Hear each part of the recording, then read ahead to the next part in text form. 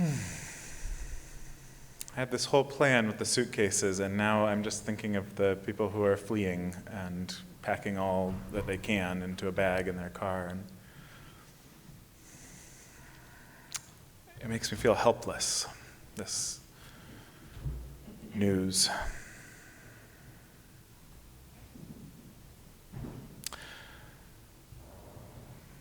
But I do know that it's true, that beautiful poem that the ancient writer Lao Tse shared. You've heard it. If there's to be peace in the world, there must be peace between nations. And if there's to be peace in the nations, there must be peace in the cities. And if there's to be peace in the cities, there must be peace between neighbors. If there's to be peace between neighbors, there must be peace in the home. And if there's to be peace in the home, there must be peace in the heart. And so I do believe that each thing that we do to cultivate peace in our own lives, in our families and communities, it does matter.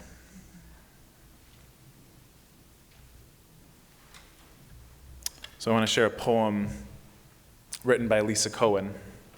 It's all going to hopefully get us to this place of how do we make more peace, a little more peace here in our community.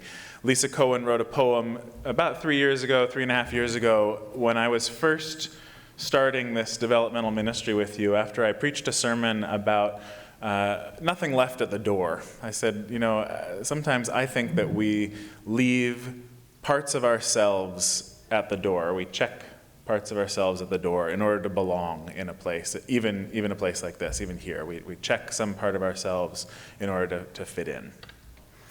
And out of that, Lisa wrote this whole poem, so I want to share it with you. It's called Baggage Left at the Door. They filed into church, dropping their bags by the doors as they entered. They were big bags, small bags, fat bags, skinny bags, bags of every color, bags of every material. What did they contain? Not clothes and toiletries, but fear, shame, bad memories, mental illness, high school dropout, jail time, botched abortions, addictions, alcoholism, rape, molestation, all kinds of awful things. So they left the bags at the door, not wanting the others to know about their contents for fear of their reactions.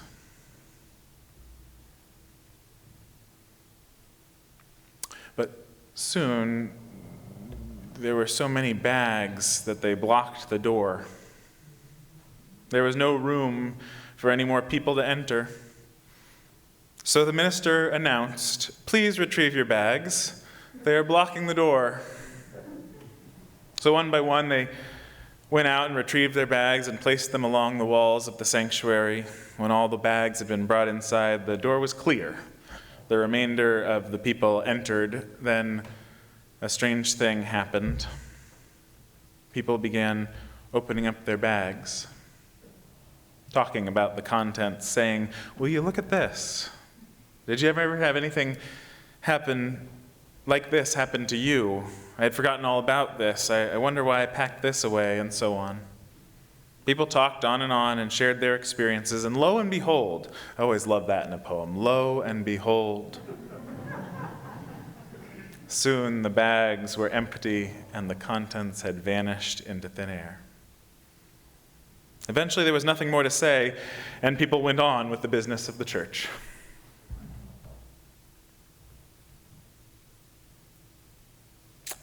I think this is the business of the church. I think it's the business of peace building. The most dynamic, multicultural communities that I've been a part of have been people coming together to work for peace. And they've worked, I think, because they've celebrated the weirdness of every person there. A real 100% welcome of our eccentricities and strangeness. There's a model we would use. We'd talk about the pyramid of hate. Do you know about the pyramid of hate? Up at the top is war or genocide, these other horrible acts of hate. And And then underneath that is structural discrimination, structural institutions like institutionalized racism, other ways that we create structures of hate.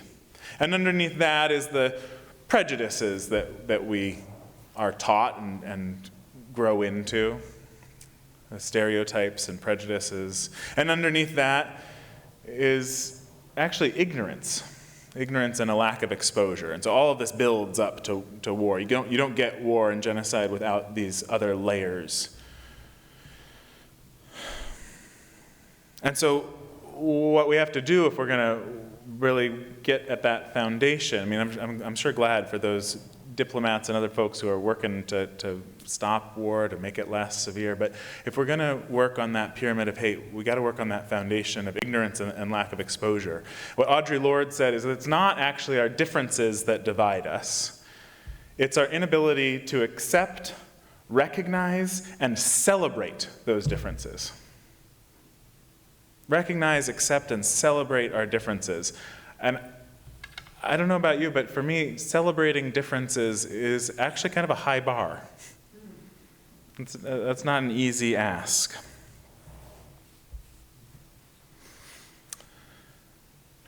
And I'm struck this month with the two events right next to each other of war and the Olympics.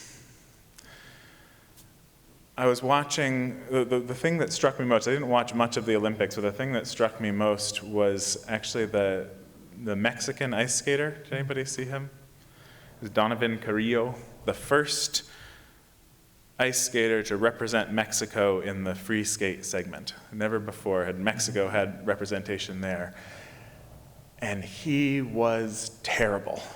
I mean, if you watched any of the ice skating, I mean, he fell on his butt over and over again, and he was so happy the whole time. He was just glowing, just grinning ear to ear, and just would pick himself right back up and continue on. It was so delightful to watch. The very best ice skater in Mexico. Belonging, fitting in, it's a survival level need for mammals, including us, right? It starts in our mammalian brain, in that limbic part of our brain, and when it senses that we are at risk of not belonging, the limbic brain is trained to treat that fear, that threat, as a life or death situation, as the possibility that we would be outcast from our tribe, from our herd, and therefore we would be at risk of dying.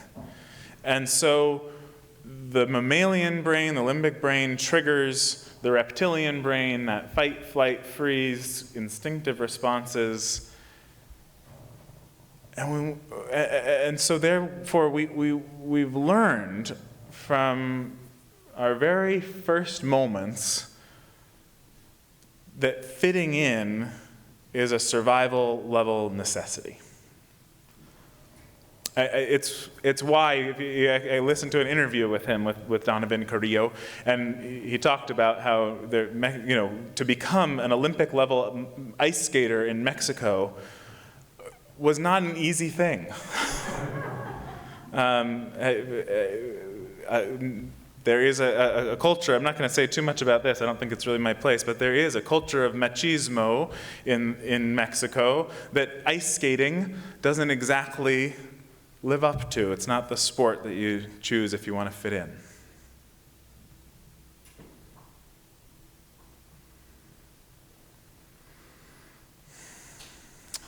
When we give someone the message that they don't fit in, whether we're doing that intentionally or unintentionally, whatever we might say or do that gives that message, we are creating that level of response in them.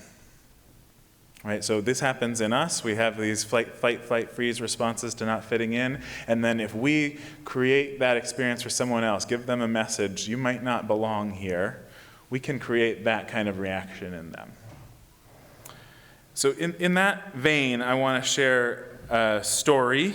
It's actually kind of a set of stories from a woman who shared her testimony with the Widening the Circle Commission. Joe was talking a little bit about this report. This was a National Unitarian Universalist Association commissioned in the wake of looking at, gosh, how are we doing in living up to our values of dismantling white supremacy culture in our own institutions? They commissioned a report to examine that, looking at it from at the congregational level up to our national structures. And I just want to share the stories of one woman who gave testimony for that report. She said, I'm an African-American woman who has been a Unitarian Universalist for over 30 years. Much of it spent in leadership positions at the congregational, the district, the regional, the national levels. And what I'm recounting here are instances of microaggressions. Familiar with microaggressions? This has been coming into our language over the last, decade or so. Small moments where someone's letting you know you don't fit in, you don't belong, you're not welcome, right? Microaggressions at again, the local, the regional, the national level. So here are some examples, she says. 1, the number of times that white people clutched their purses closer when I sat near them at General Assembly, our General Assembly. 2, a retired Unitarian Universalist professional who asked my advice about what I thought of a skit about driving Miss Daisy as part of the entertainment for our stewardship campaign kickoff event. 3, I've played a major role in our church's annual auction for several years, and during the entertainment portion of 3 auctions, first a church leader played Jump Jim Crow on the banjo along with other members of her family. When challenged, she justified her actions on the basis of historical accuracy. I had to press the minister, she writes, to intervene and mediate between us. Second, during the bidding on a vacation in Puerto Rico, a member inquired about the capacity, and another member shouted out, it was Puerto Rico, so there could be 22 to a room. Third, at an auction themed around the 60s, she says there was no mention of Motown or any traditional aspect of black culture. Instead, she said, I was invited to participate in a parody of Aretha Franklin. The white singer asked to take the lead, had the good sense to beg off. Another example, there's just a couple more here. At my first meeting of a now dissolved district board, a minister made a joke about 4/5 of a person. No one challenged him. During another district gathering involving a tour, a member of the host congregation who was acting as a docent asked me if I'd ever tried wearing a yoke that was being displayed. I left the premises. The professional leader spoke with the person who cried. All of the other members of the gathering said nothing. And last, on my first visit to a Sunday service at my church of what's now been 19 years, I was met on the front deck by a member asking if she could help me. What she obviously meant was that I must be in the wrong place. She says, I continue to be a member of both a brick and mortar church and the Church of the Larger Fellowship, our online now wider church. I'm determined to sit at the table and not below the salt. But oh, how I need the healing spaces provided by Black Lives of Unitarian Universalism and other explicitly black or people of color spaces to heal from these events. I could go on, she ends.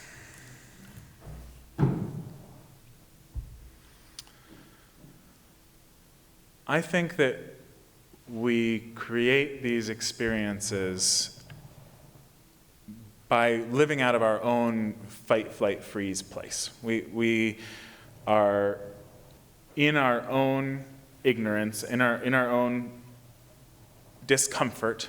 We're going to talk more about this next week, the discomfort of encountering those different than us. And when we're in that discomfort, we act in ways that aren't our best selves. We make jokes. to try and regulate our own nervous system. But the consequences for those who are not at the center are severe. So we're going to be working on this suitcase thing for a little while. I've been hearing some good lines already about baggage. We're gonna unpack some baggage. The idea is we're going to actually leave all those suitcases there all the way until Easter. We're going to bring them in one at a time and see what's inside. And if you want to contribute to the altar, you're welcome to. We can, see how full we can make it. I don't know, but we're going to play with it because I have a theory about how we become the welcoming community that I know that we long to be. I know I've heard it from you all. I've heard it in every Unitarian Universalist congregation that I've ever been a part of. We want to reflect that multicultural, beloved community that we know is possible, that is happening in our world.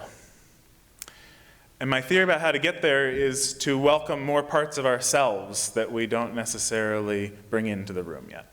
That might be step one. So we're gonna bring the suitcases in,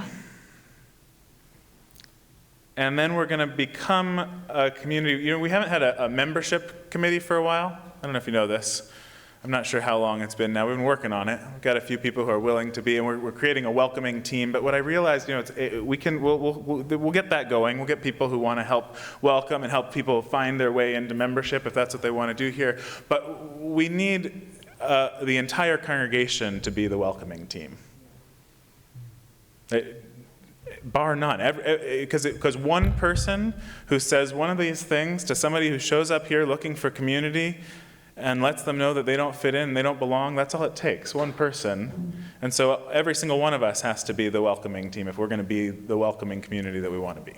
So that's what we're going to be talking about, practicing these next several weeks. Because every person who comes here is wondering, is this a place where people are available for making relationships? Is this a place where people are curious and open? Or is it a place where I need to conform to the culture that's already there in order to belong? And the cues that we give about that are immediate and clear, and usually they don't involve words.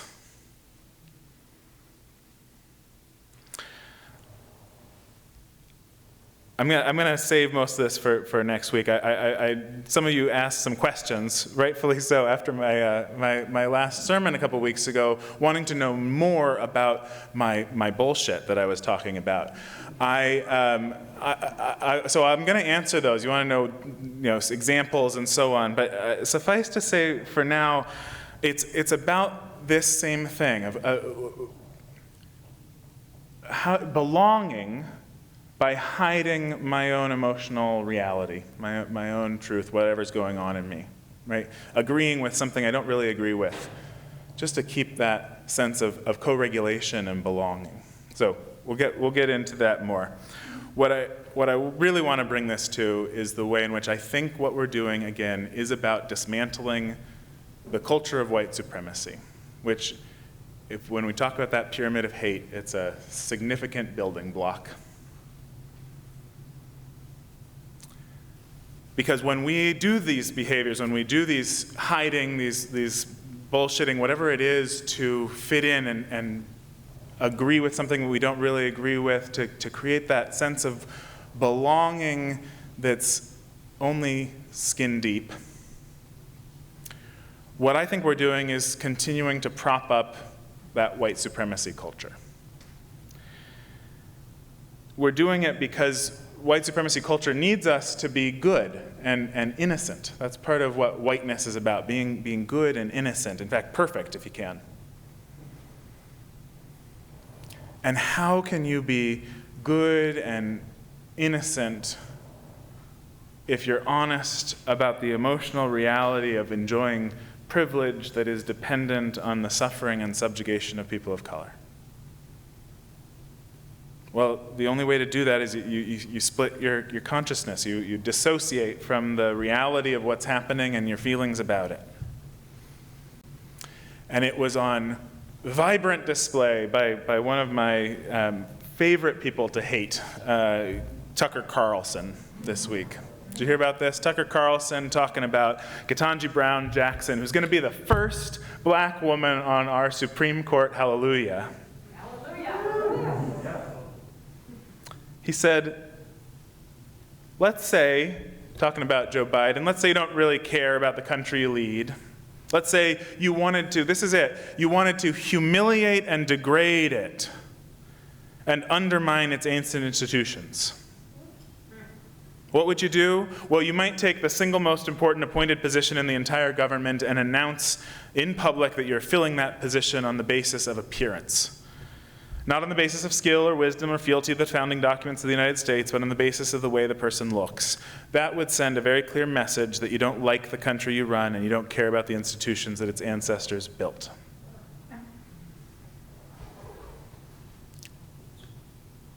The key words there are humiliate and degrade. This is where white supremacy has gotten into people's hearts. In order to maintain the current social order, we have to be afraid that a black woman being on the Supreme Court is going to humiliate and degrade us.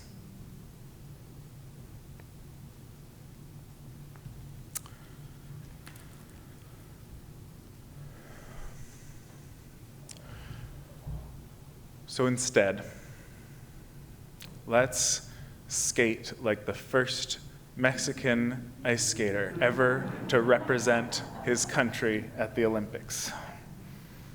Let's fall on our butts and get back up with a big smile. May it be so, and amen.